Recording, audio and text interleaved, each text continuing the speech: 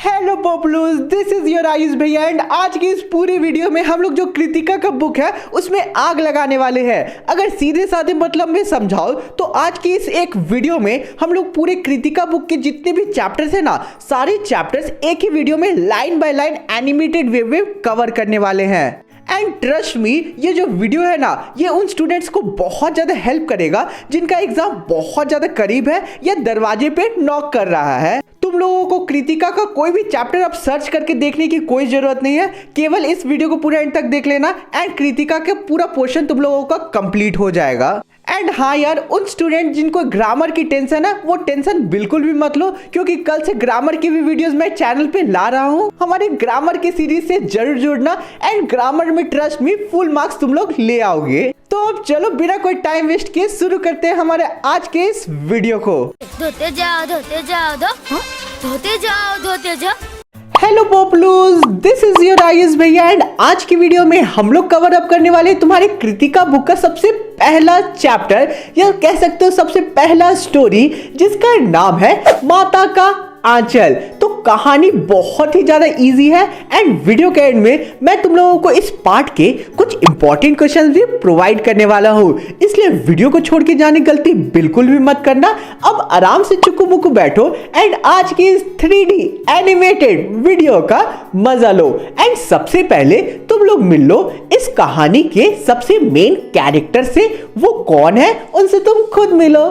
Hello, मैं हूँ शिव पूजन सहाय, इस पार्ट का लेखक, और इस पार्ट में मैं तुम लोगों को अपनी बचपन की कहानी के बारे में बताऊंगा कि बचपन में मैं अपने पिताजी के दिल के बहुत ज़्यादा करीब था और ज़्यादातर समय पिताजी के साथ ही बिताया करता था। लेकिन जब मुसीबत आती थी तो झटपट से मैं अपनी माता के पास जाकर छिप जाया करता था। तो पूरी कहानी उसी के बारे में है और इस पार्ट में मैं तुम लोगों को ये भी बताऊंगा कि मैं अपने दोस्तों के साथ कितना ज़्यादा खेला कूदा करता था। सिंपली यानी कि सिंपल भाषा में समझ जाओ कि ये जो पूरा पार्ट होने वाला है वो मेरे बचपन के बारे में होने वाला है और जो भी चीज़ें मैं बताऊंगा या वीडियो में तुम लोग सुनोगे ना, वो सारी बचपन की मेरी कहानी है।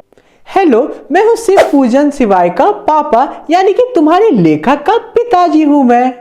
हेलो, मैं हूँ तुम्हारी लेखक की माँ। तो यार तुम लोग मुझे मत भूल जाना, मैं हूं तुम्हारा one and only story teller भैया, जो तुम लोगों को ये जो चैप्टर है, ये जो कहानी है, इसके मेन प्लॉट्स को बहुत ही अच्छे से समझाएगा।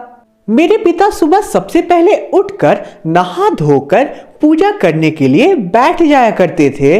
माता से मेरा केवल दूध तक का ही नाता था, इसलिए मैं अपने पिताजी के साथ चौकी में बाहर सोया करता था। पिताजी मुझे अपने साथ ही नहलाया करते थे और साथ ही में पूजा करने भी बैठा दिया करते थे।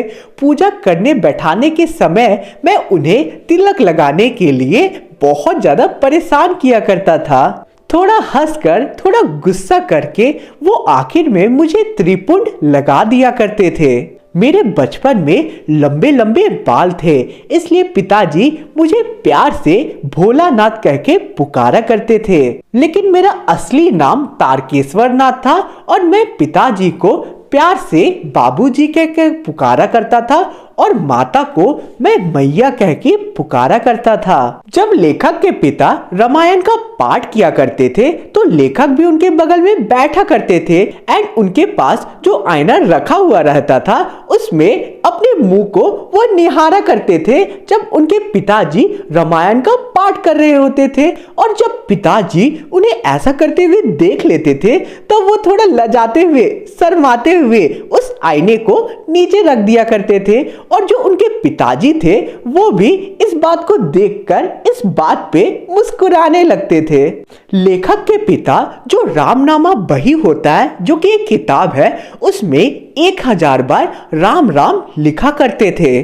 फिर वो 500 बार छोटे छोटे कागज के टुकड़े में राम नाम लिखा करते थे, उसे आटे की गोलियों में लपेट दिया करते थे और गंगा माँ की तरफ निकल पड़ते थे। उस समय भी लेखक अपने पिताजी के कंधे में बैठे हुए रहते थे। फिर वो उन आटे की गोलियों को वहां जाकर यानी कि गंगा माँ के पास जाकर मछलियों को चारा के रूप में खिला दिया करते थे एंड फिर लौटते वक्त वो लेखक को झुके हुए डाल पर बैठाकर झूला भी झुलवाया करते थे।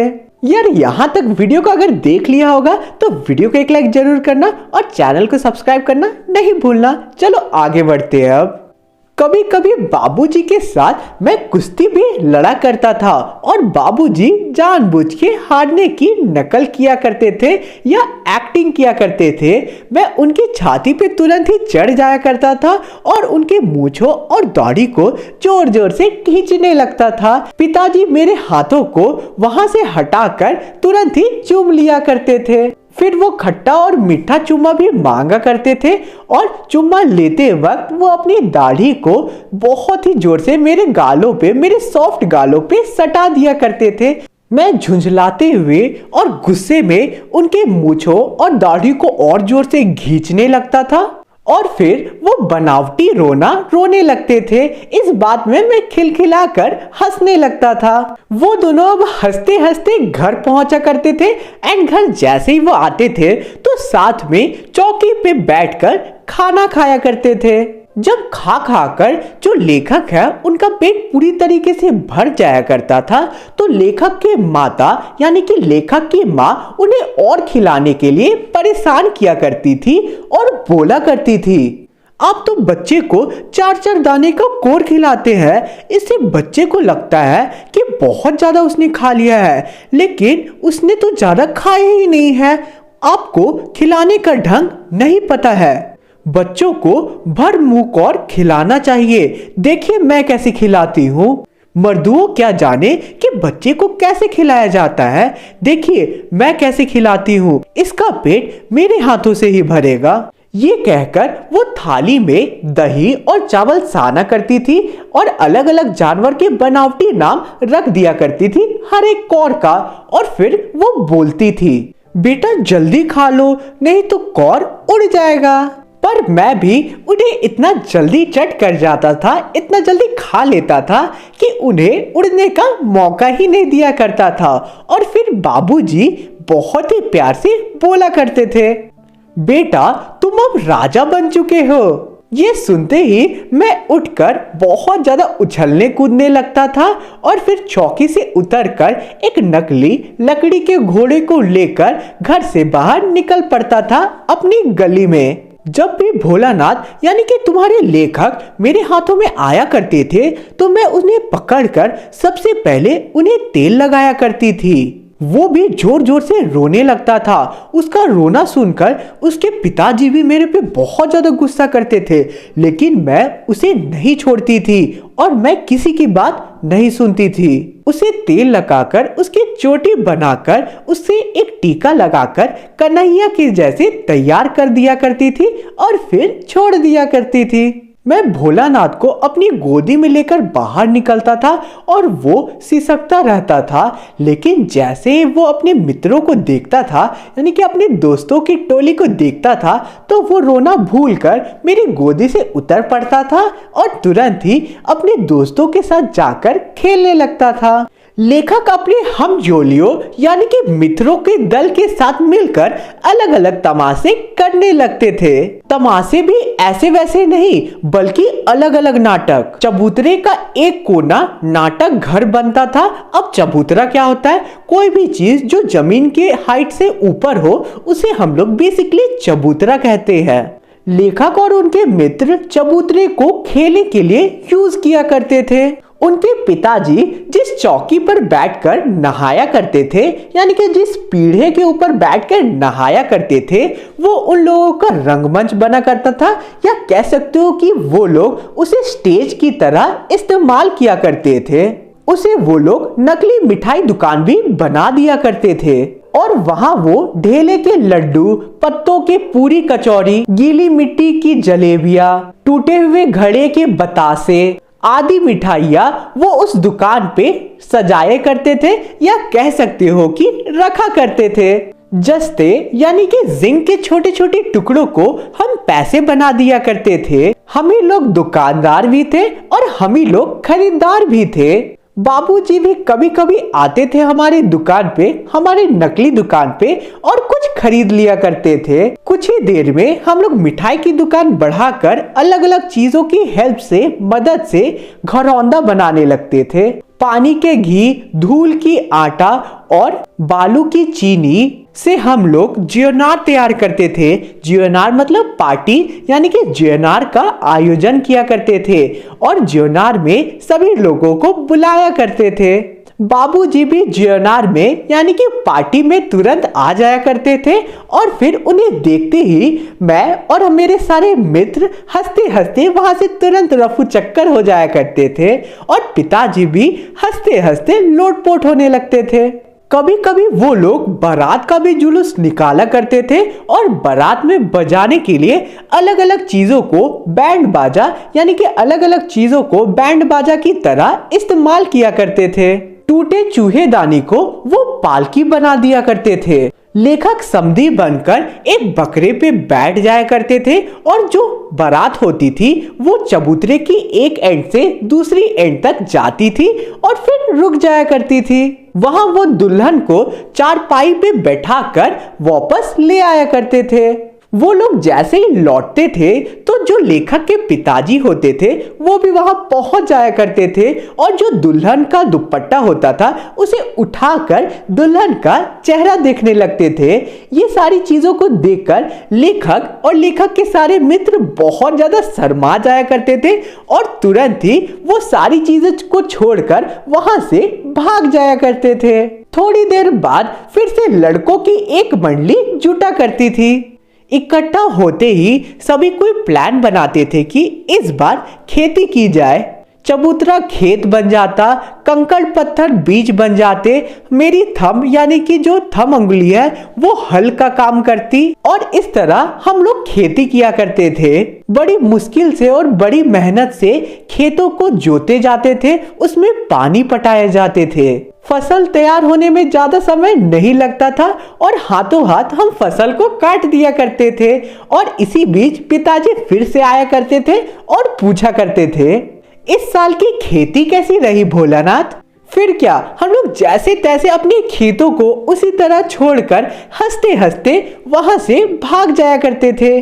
ऐसी नाटक हम लोग बराबर किया करते थे और राह चलने वाले लोग भी हमारे नाटक को देखा करते थे। जब कभी हम लोग दूल्हे के आगे जाने वाली पालकी को देखा करते थे तो जोर जोर से चिल्लाने लगते थे, रहरी में रहरी पुरान रहरी, डोला के कन्या हमार महरी। अरे यार तुम लोग इसका भी मतलब मुझे कमेंट में बताना, ठीक है? तो यार चलो आगे बढ़ते हैं और चैनल पे नए होगे देन यार अभी तक तो सब्सक्राइब कर देना, बिना सब्सक्राइब किए हुए मत जाना।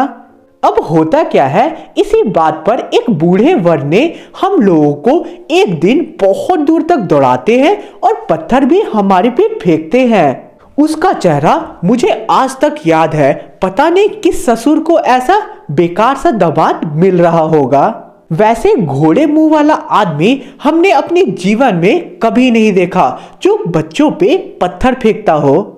आम की फसल के समय जब आंधी आया करती थी तो तुरंत ही आंधी खत्म होने के बाद लेखक और उनके मित्र आम खाने के लिए भाग जाया करते थे। अब एक दिन की बात है, होता क्या है कि जो लेखक और उनके मित्र होते हैं वो खेल रहे होते हैं आम की फसलों के पास। तुरंत ही बादल आसमान को घेर लेते हैं, घने बादल आसमान को घेर लेते हैं और वो बादल बहुत ज्यादा काले होते हैं। जोरदार हवा भी चलने लगती है। जो लेखक और उनके मित्र होते हैं वो तुरंत ही पेड़ से सट के खड़े हो जाते हैं ताकि वो बारिश में ना भीगे। बारिश खत्म होती ही जैसे ही वो लोग आसपास देखते हैं तो वो देखते हैं कि बारिश खत्म होती ही बहुत सारे बिच्छू बाहर आ गए हैं। वो उन बिच्छुओं को देख के बहुत ज्यादा डर जाते हैं और तुरंत ही वहां से रफू चक्कर हो जाते हैं, यानी कि सभी जितनी तेज हो सके उतनी तेज दौड़ पड़ते हैं। अब होता क्या है कि रास्ते में उन लोगों को मूशन तिवारी मिल जाते हैं जो कि बूढ़े होते हैं एंड स्कूल के अध्यापक होते हैं, या कह सकते हो स्कूल के एक टीचर थे। अब बैजू जो कि लेखक के एक मित्र थे वो तुरंत ही उन्हें चिढ़ाने लगते हैं और बोलते हैं, बुढ़वा बेईमान मांगे करेले का चोखा। अब इसका क्या मतलब होता है वो तुम लोग कमेंट करके बताना, जिसको शुद्ध हिंदी पूरी अच्छी तरीके से आती है। ठीक है, तो यहाँ पे ऐसा वो लोग कहकर उसे चिढ़ाने लगते हैं, यानी कि बैजू ऐसा कहने लगता है तो उसका साथ देते हुए सारे बच्चों का झुंड जो होता है वो भी मिलकर उन्हें चिढ़ाने लगते हैं इसी लाइन से। अब होता क्या है कि जो अध्यापक होते हैं यानी कि जो तिवारी जी होते हैं वो गुस्से में आ जाते हैं एंड सारे बच्चों को दौड़ाने लगते हैं। मूशन तिवारी सभी बच्चों को तो दौड़ाते हैं लेकिन उनके पकड़ में कोई भी नहीं आता है। सारे बच्चे तुरंत ही अपने अपने घर भाग जाते हैं और मूशन तिवारी के जो छात्र होते हैं वो मुझे घर से पकड़ के स्कूल ले जाते हैं। और उस समय जो गुरुजी होते हैं मूशन तिवारी होते हैं वो मेरी खूब खबर लेते हैं और मुझे बहुत ज्यादा डांटते हैं।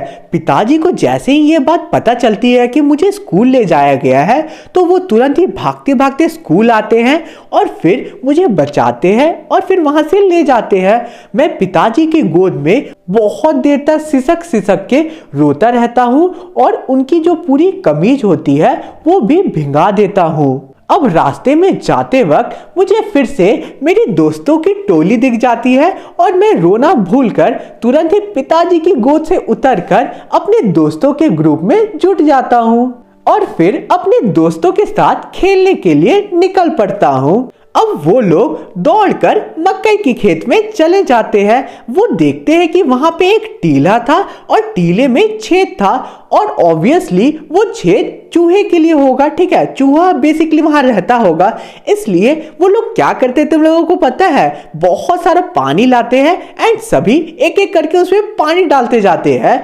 पानी डालने के बाद बहुत देर तक वो पानी डालते जाते हैं एंड बहुत देर पानी डालने के बाद भी कुछ नहीं निकलता है और फिर वो लोग थक जाते हैं। लेकिन कुछ ही देर बाद तुरंत ही चूहा तो नहीं निकलता है लेकिन उसके जगह एक सांप निकल जाता है। सांप को देखते ही वो सारे बच्चे बहुत ज्यादा डर जाते हैं और फिर सभी गिरते पड़ते तुरंत ही घर की तरफ भाग जाते हैं। मुझे भी बहुत ज्यादा चोटें लगती है और बहुत सारी जगहों से खून भी निकल रहा होता है। मेरे पैरों में इतने सारे कांटे चुभे कि पूरे जो पैर है वो सूज गया था और पूरा छल्ली हो गया था। हम एक सुर पे बिना रुके हुए सीधे घर घुस जाते हैं। जो पिताजी होते हैं वो चौकी पे बैठकर हुक्का पी रहे होते हैं और माँ घर का काम कर रही थी। पिताजी ने मुझे बहुत ज्यादा रोका लेकिन पिताजी की बात मैं नहीं सुनता हूँ और तुरंत ही अपनी माँ के पास चला जाता हूँ।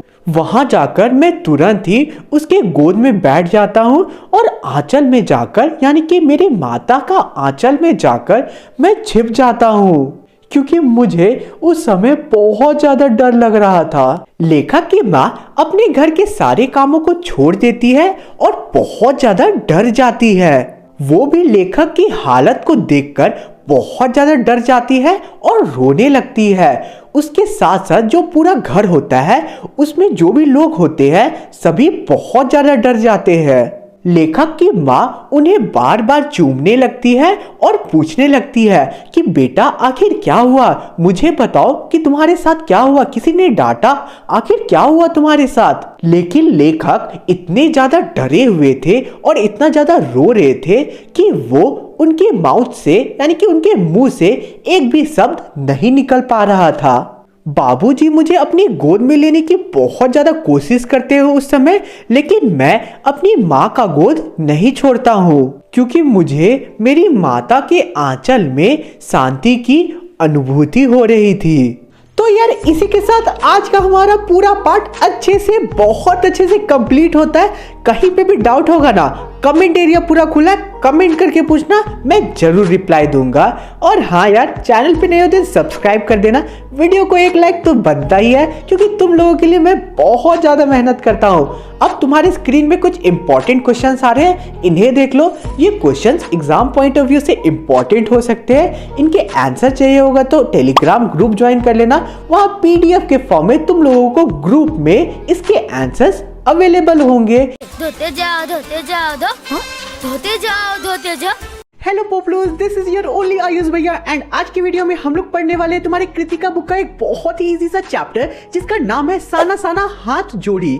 तो वीडियो को एंड तक जरूर देखना क्योंकि वीडियो के एंड में मैं तुम लोगों को इस चैप्टर के इस पार्ट के कुछ इंपॉर्टेंट क्वेश्चन भी प्रोवाइड कराने वाला हूँ, इसलिए वीडियो को जो छोड़ के जाने की गलती बिल्कुल भी मत करना। तो अब आराम से चुको मुको बैठो एंड आज की इस एनिमेटेड वीडियो का मजा लो। तो सबसे पहले हम लोग इस चैप्टर के इंपॉर्टेंट कैरेक्टर से मिल लेते हैं। वो कौन है उनसे तुम खुद मिलो। हेलो, मैं हूँ मधु कांकरिया, इस पार्ट की लेखिका, और इस पार्ट में मैं तुम लोगों को अपनी सिक्किम की यात्रा के बारे में बताऊंगी। मैं सिक्किम की राजधानी गैंगटॉक जाती हूँ एंड रास्ते में मैं जो जो चीजों के बारे में देखती हूँ, समझती हूँ एंड जो जो चीजें मैं देखती हूँ उसी के बारे में मैं तुम लोगों को पार्ट में बताऊंगी। हाय ब्रो, मैं हूँ जितेन नार्गी और इस चैप्टर में मैं एक गाइड के साथ साथ एक ड्राइवर हूँ। तो यार मुझे नहीं ना भूल गए तुम लोग, मैं हूँ तुम्हारा one and only story teller भैया जो तुम लोगों को इस पार्ट के मेन प्लॉट से रूबरू करवाएगा, यानी कि बहुत ही अच्छे से एक्सप्लेन करेगा इस पार्ट के मेन प्लॉट्स। तो अब चलो बिना कोई टाइम वेस्ट के शुरू करते हैं आज के हमारे इस वीडियो को। तो हमारा जो पार्ट है वो शुरू होता है और हमें बताया जाता है कि जो लेखिका है हमारी वो गैंगटॉक शहर की तरफ रात में देख रही होती है एंड ये जो शहर है वो लेखिका को बहुत ही ज्यादा सुंदर दिख रहा होता है क्योंकि जो शहर था वो तारों के जैसा चमक रहा था, यानी कि टिमटिमा रहा था। ऑब्वियसली रात का टाइम था तो सारे घरों में लाइट्स चल रहे थे एंड लेखिका को यही सीन बहुत ही ज्यादा सुंदर लगता है एंड लेखिका को लगता है कि ये जो रात है, ये जो गैंगटॉक का शहर है वो उन्हें हिप्नोटाइज कर रहा है। अब सुबह का टाइम आता है एंड जो हमारी लेखिका है वो एक प्रेयर गाती है, साना साना हाथ जोड़ी गर्दुहो प्रार्थना हमरा जीवन तुमरो कसौली। इस प्रार्थना का ये मतलब था कि अपने हाथों को अच्छे से जोड़ो और प्रार्थना करो कि हमारा जो जीवन है वो अच्छाइयों को समर्पित हो। ये जो प्रार्थना था, ये प्रार्थना लेखिका ने सुबह सुबह ही एक नेपाली युवती यानी कि एक नेपाली लड़की से सीखा था। अब हमारी जो लेखिका है वो हमें बोलती है, सुबह सुबह हम लोगों को युमथांग के लिए निकलना था, लेकिन जैसे मेरी आंख खुलती है नींद से तो मैं तुरंत ही बालकनी की तरफ भागती हूँ झट से, क्योंकि मुझे लोगों ने बताया था कि बालकनी से कंचनजंगा आराम से दिख सकता है। हल्के हल्के बादल होने की वजह से मुझे कंचनजंगा नहीं दिख पाता है, लेकिन मैं बहुत ही सुंदर सुंदर फूलों को देखती हूँ। गैंगटॉक से 149 किलोमीटर की दूरी पे युमथांग था, यानी कि घाटियां थी जिसे हम लोग देखने के लिए निकल पड़ते हैं। हमारे ड्राइवर कम गाइड जितेन नार्गी हमें बताते हैं कि रास्ते में हम लोग बहुत ही ज्यादा सुंदर सुंदर फूल देखेंगे एंड और भी बहुत सारी अच्छी अच्छी चीजें देखेंगे। अब हमारी लेखिका बहुत ही उत्साह से जो गाइड होता है उनसे पूछती है, क्या वहां बर्फ भी मिलेगी?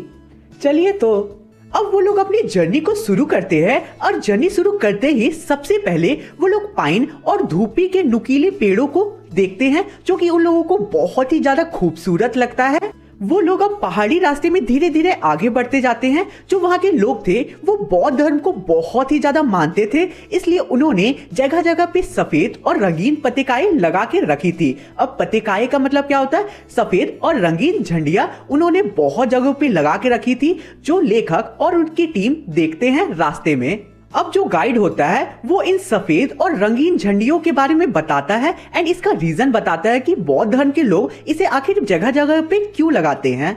जब भी किसी बुद्धिस्ट की यहाँ डेथ होती है तो उसकी आत्मा की शांति के लिए शहर से दूर किसी पवित्र स्थान पे 108 सफेद झंडियां लगाई जाती है और वो उतारी नहीं जाती, बल्कि समय के साथ खुद ब खुद नष्ट होते जाती है।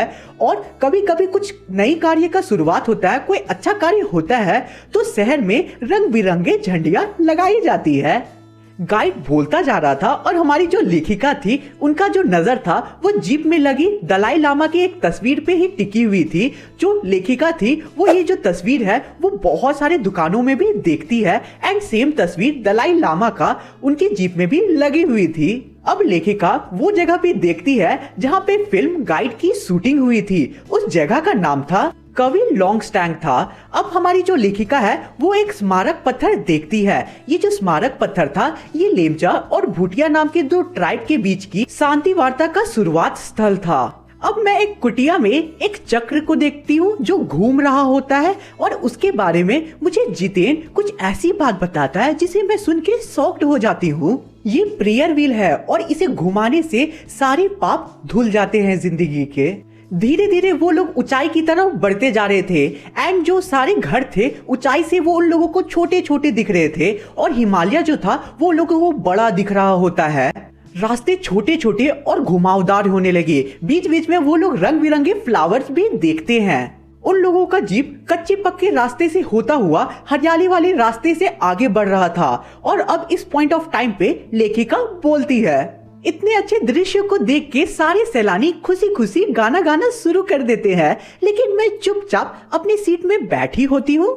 मैं सिर्फ खिड़की से बाहर सुंदर सुंदर दृश्यों को देख रही होती हूँ। मैं अपने सिर को खिड़की से बाहर निकाल कर देखती हूँ कि बहुत ही सुंदर सुंदर पर्वत है। मैं अलग अलग झरने को देखती हूँ, मैं सुंदर आसमान को देखती हूँ, मैं तिस्ता नदी को देखती हूँ और ये सारी चीजें मुझे बहुत ही ज्यादा खुशी दे रही होती है। मुझे हिमालय को सलाम देने का भी मन करता है और तभी अचानक जीप रुकती है और हमारे सामने सेवन सिस्टर वाटरफॉल था। सारे लोग जीप से उतरकर फोटो क्लिक करने में बिजी हो जाते हैं। मैं एक पत्थर पे जाती हूँ जो सेवन सिस्टर फॉल के पास था, वहां जाती हूँ, उस पे बैठ जाती हूँ और प्राकृतिक दृश्यों का मजा लेती हूँ। जैसे ही मैं अपने पैरों को पानी में डालती हूँ तो मेरा जो दिल होता है वो काव्यमय हो जाता है। सत्य और सौंदर्य को भी छूने लगता है मेरा दिल।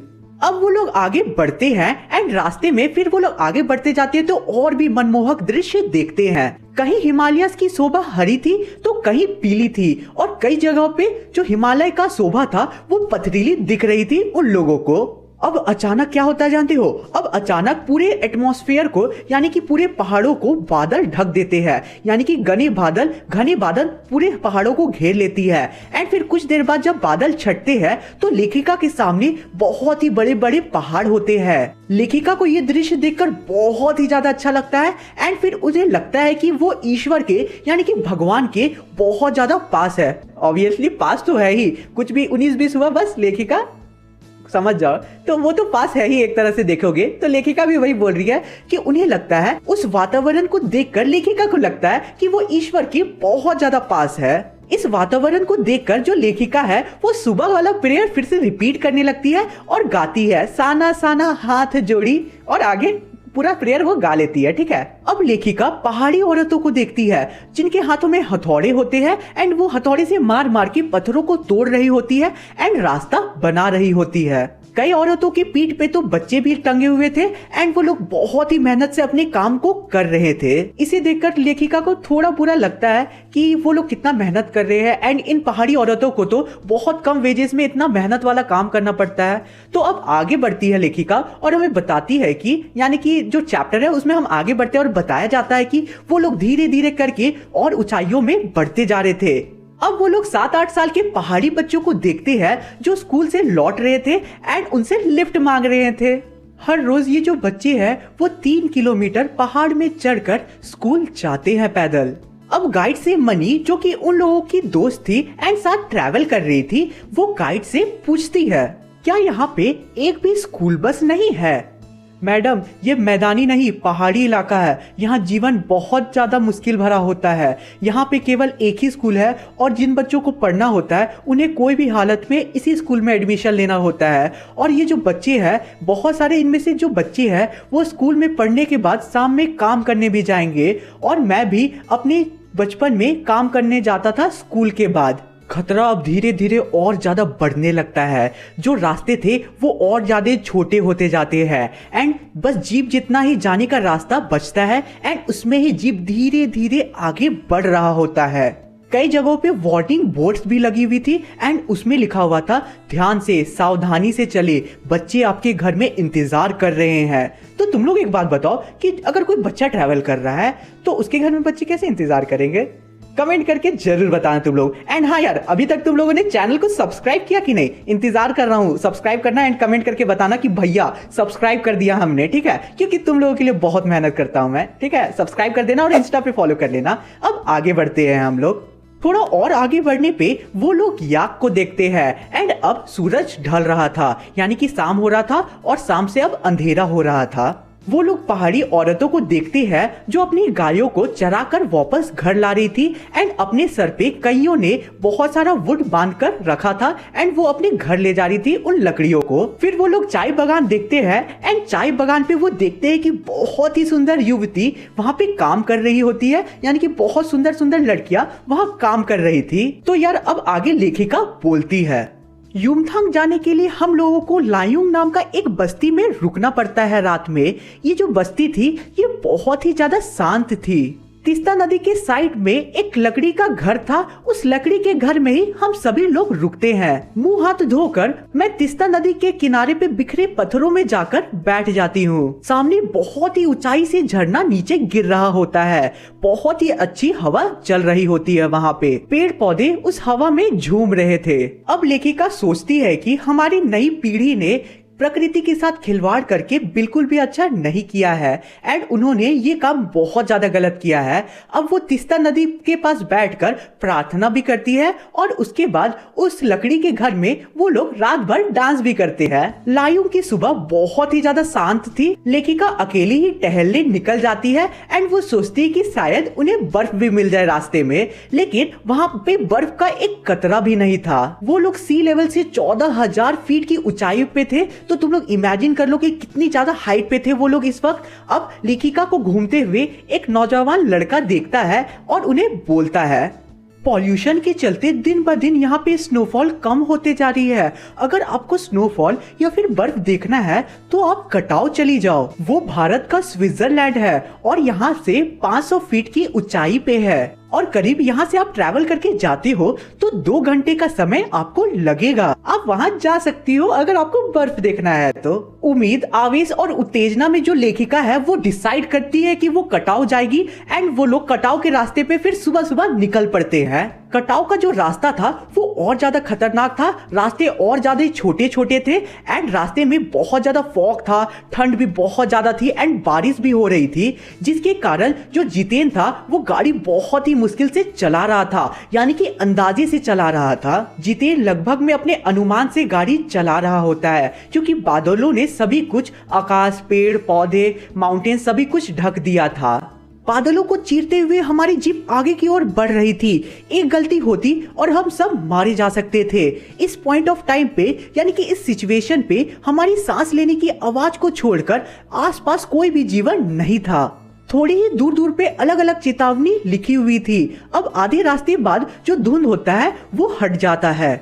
हम कटाव के करीब आ रहे थे क्योंकि हमें दूर से बर्फ से ढके हुए पहाड़ दिख रहे थे। अब जितेन एक्साइटेड होकर बोलता है, सब कोई देखिए कितना ताजा बर्फ है यहाँ पे, लगता है रात में ही बर्फबारी हुई है। अब वो लोग जैसे ही थोड़ा और आगे बढ़ते हैं तो उन्हें बर्फ से ढके पहाड़ पूरे साफ साफ दिखाई देने लगते हैं। पहाड़ पे जो बर्फ था वो चांदी की जैसी चमक रहा होता है। अब हमारी जो लेखिका है वो अपने सिर को विंडो से बाहर निकालती है, यानी कि जीप के विंडो से बाहर निकालती है एंड दूर दूर के नजारों का मजा लेती है।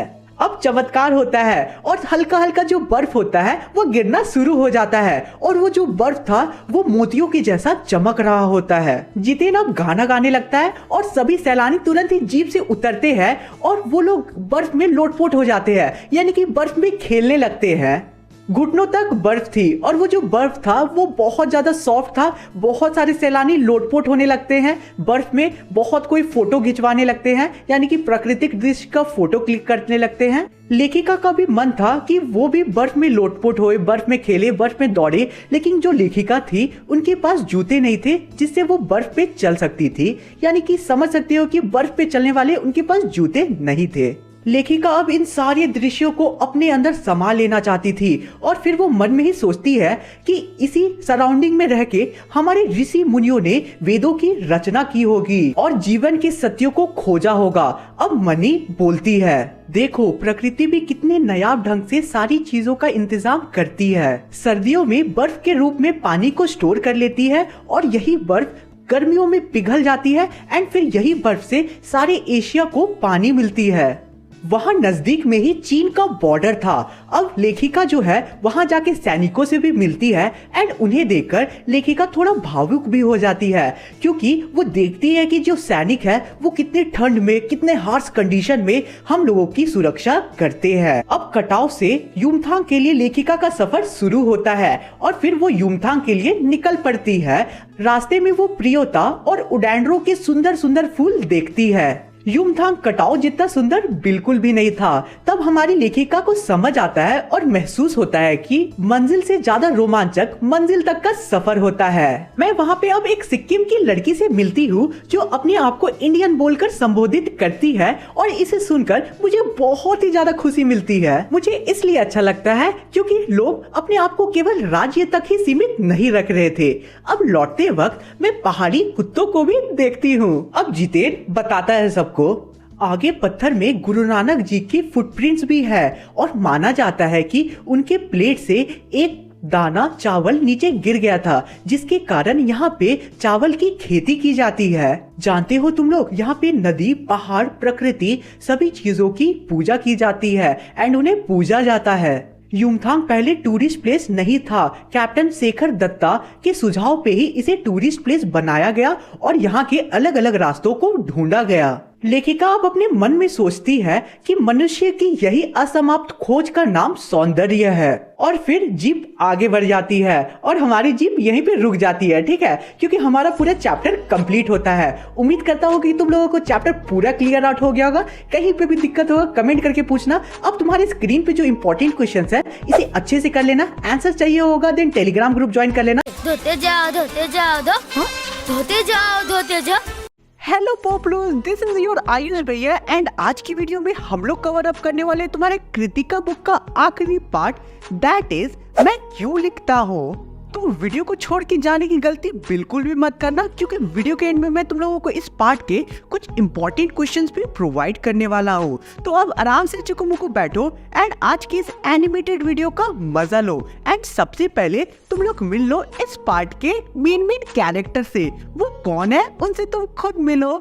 हाय, मैं हूँ तुम्हारे इस पार्ट का लेखक अज्ञेय और मैं तुम लोगों को इस पार्ट में ये बताऊंगा कि आखिर मैं लिखना क्यों शुरू करता हूँ एंड आखिर कोई भी जो लेखक होते हैं, रचनाकार होते हैं, वो क्यों लिखते हैं आखिर।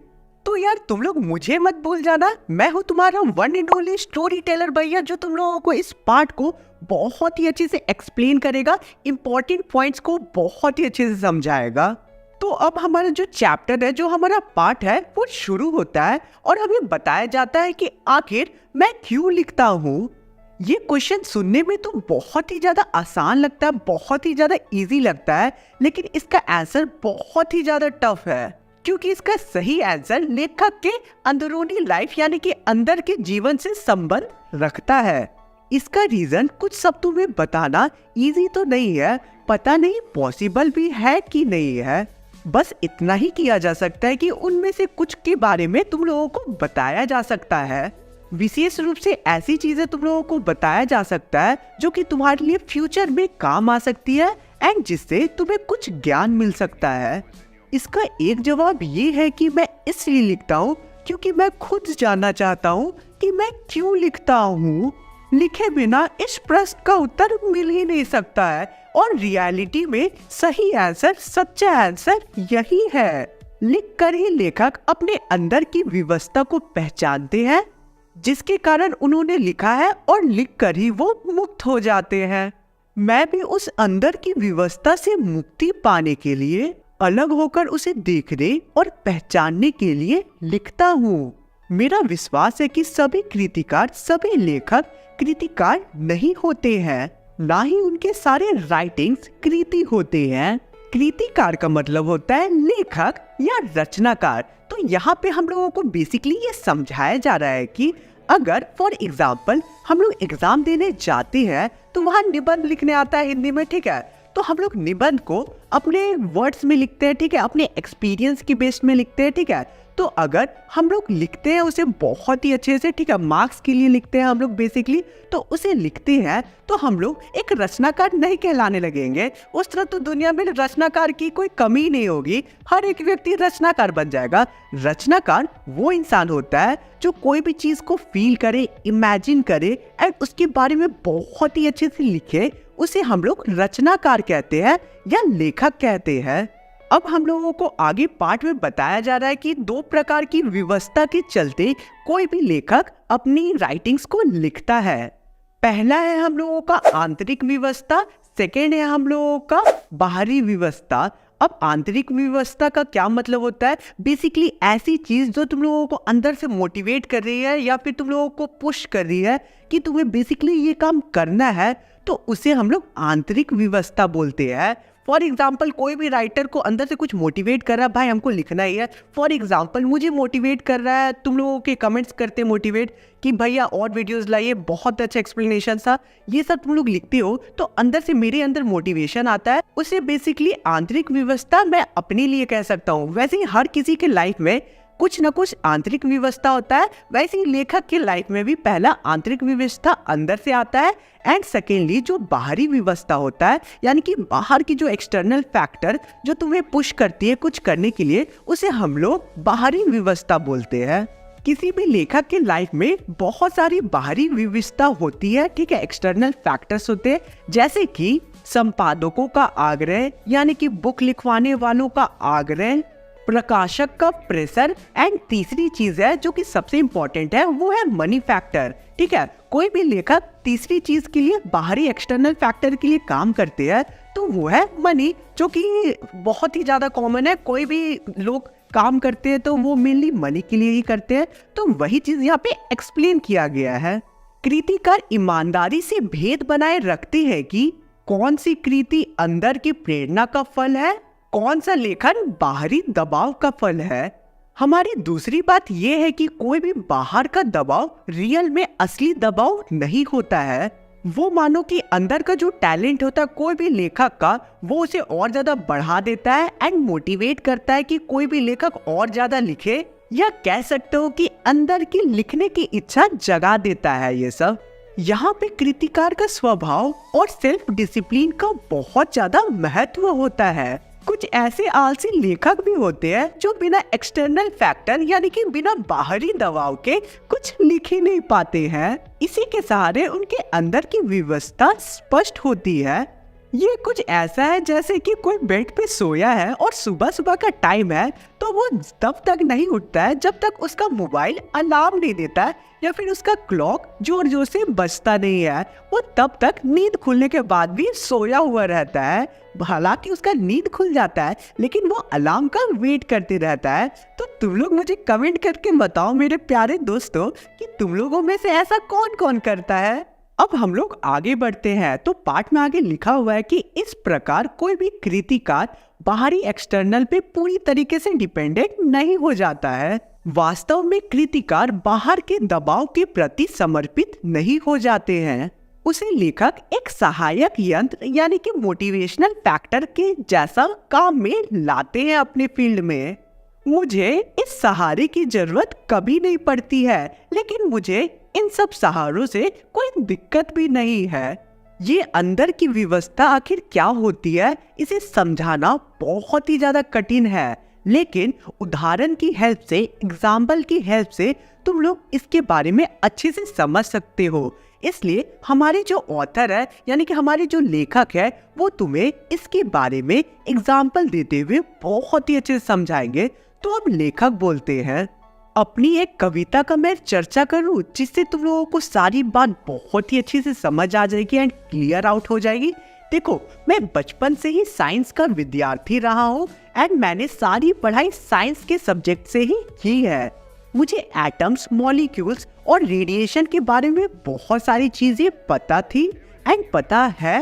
तो अब होता क्या है कि हिरोशिमा में जैसी बॉम्ब गिरता है, यानी कि अमेरिका जैसी एटम बॉम्ब हिरोशिमा में गिराता है एंड बहुत ज़्यादा डिस्ट्रक्शन होता है, नुकसान होता है, तो उसका न्यूज़ मैं पढ़ता हूँ न्यूज़पेपर में। मैंने एटम बॉम्ब के प्रभाव के बारे में पढ़ा, यानी कि इम्पैक्ट्स के बारे में पढ़ा, एंड मैंने ये भी पढ़ा एंड देखा कि आज तक जो लोग हैं वो इस एटम बॉम्ब के चलते सफ़र कर रहे हैं। हिरोशिमा में विज्ञान के इस दुरुपयोग के प्रति विद्रोह स्वाभाविक था किसी के भी अंदर, इसलिए मुझे भी गुस्सा आता है ये सारी चीज़ें को देखकर। इसलिए मैंने उस बॉम्ब ब्लास्ट के ऊपर कुछ अपना दुख प्रकट करने के लिए और गुस्सा प्रकट करने के लिए कुछ लिखता हूँ, लेकिन खुद महसूस करके लिखने वाले हिस्से में मैं लैग कर जाता हूँ, यानी कि मुझे वो फीलिंग नहीं आ पाती है जब तक मैं कुछ एक्सपीरियंस करता हूँ। इसलिए इस विषय में मैं कोई भी कविता नहीं लिखता हूँ। जब इंडिया में वॉर का टाइम था तब पूर्वी हिस्से में जो सैनिक थे वो ब्रह्मपुत्र नदी में बार बार बॉम्ब ब्लास्ट कर करके ढेर सारी मछलियों को मारते जा रहे थे, एंड वो बेफिजूल की बहुत सारी मछलियों को मार रहे थे।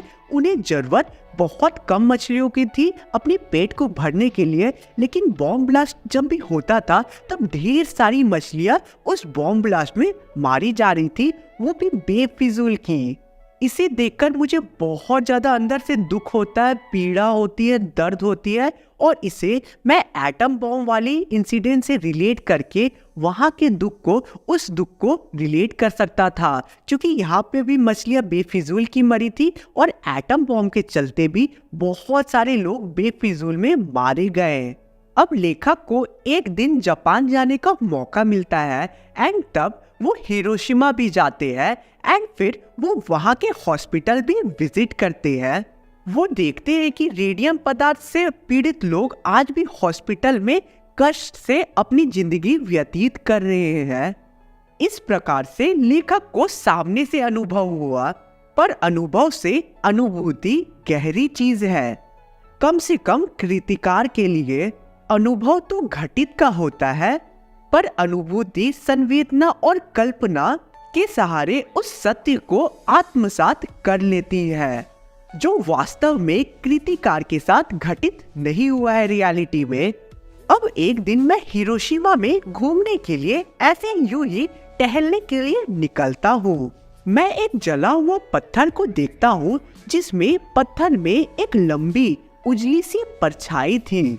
मैं उसे देखते ही समझ गया कि जब एटम बॉम्ब गिरा होगा हिरोशिमा में तो कोई इंसान उस पत्थर के पास खड़ा होगा और पलक झपकते ही वो वेपराइज हो गया होगा, वो तुरंत ही हवा में उड़ गया होगा, लेकिन उसकी जो शैडो है वो वहीं पे रह गई होगी।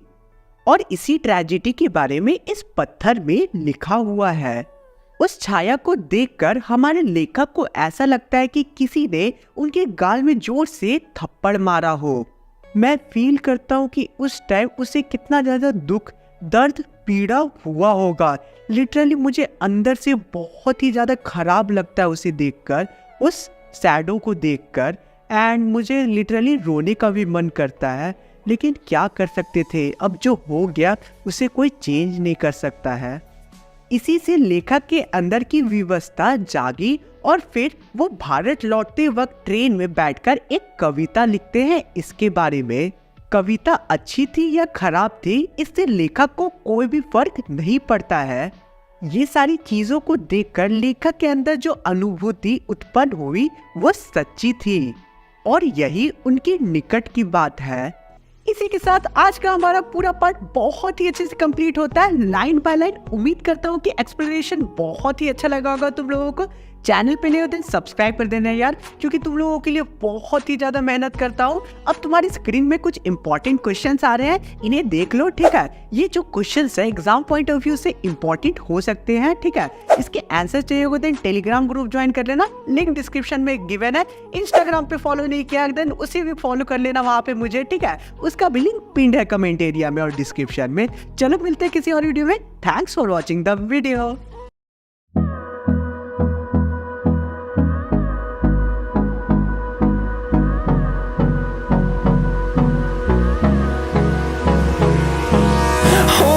Close till I get up. Time is barely on our side. I don't wanna waste what's left.